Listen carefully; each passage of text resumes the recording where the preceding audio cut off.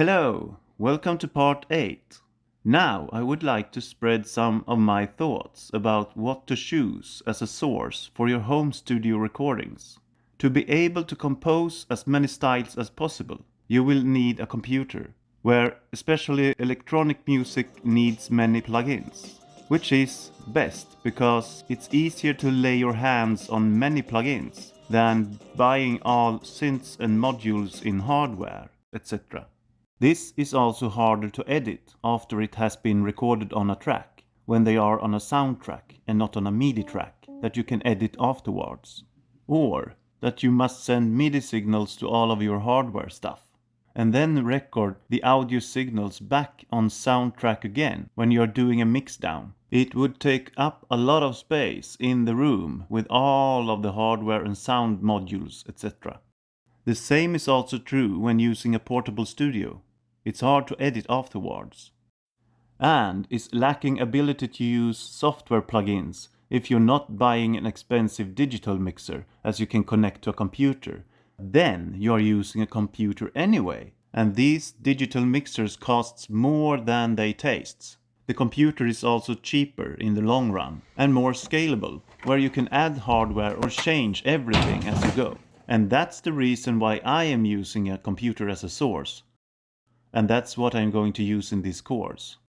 But what computer should I use? Do you have one at home that you don't think is too slow? Then you can start using that one.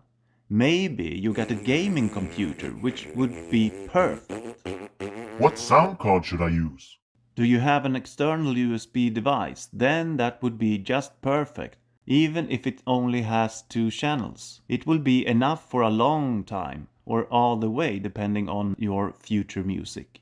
About PC, do you have several sound devices that are lying around that you would like to connect? Then it's not possible to do right out of the box on a PC. Then you will have to install another sound card driver. And the name of the driver is ASIO for All. The problem with ASIO for All is that you might need to set a bigger sound buffer than you usually do with your sound cards.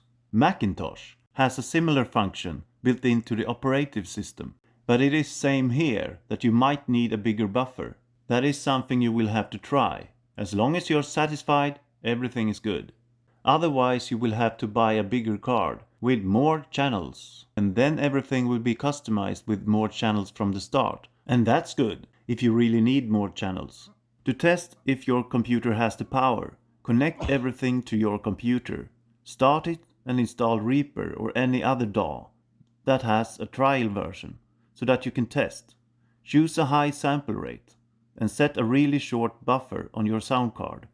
Record one channel with a little song that you are improvising, and then add one more channel where you're singing to the previous one, and continue like that, adding more channels.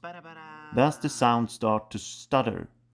Then try to increase the sound buffer a bit to see if it stops stuttering or cracking up. If this works and you're able to record many channels and the sound buffer isn't too big, so that it is impossible to keep the beat when you're recording, then you can leave the buffer size like it is. As long as the buffer isn't huge, so that it is impossible to keep the timing when you're playing, then it's okay. And when this is working, then you can add some plugins on one channel at a time.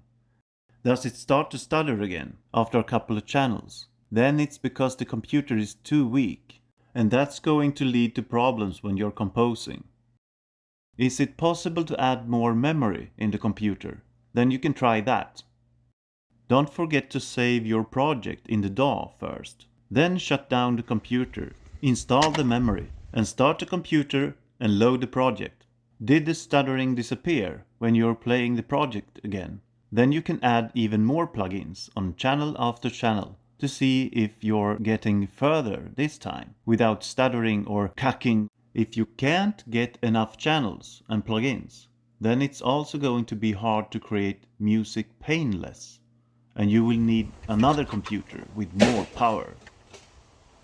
If you choose to record on a Mac instead, then I will recommend a MacBook Pro, where the older version had DDR3 memory to save battery time. I will recommend that you can afford to buy the DDR4 version. And as a software, I'm recommending Logic because Apple soon has bought all the smaller companies' plugins. And that is also those plugins that was the biggest and most valued by composers that they have added to the Logic package. You will get most out of the buck because Logic has a pretty small price. The negative part with a Mac is that it is pretty limited when it comes to hardware upgrades without leaving the computer to Apple so that they can suck the fun out of your wallet when you want to upgrade. I'm going to use a MacBook Pro with Logic in this course. But it will be possible to use other software too. In the next part, I will give a more detailed explanation to what the sound buffer does, if you don't know. With that said, I say thank you, dear world, and please subscribe.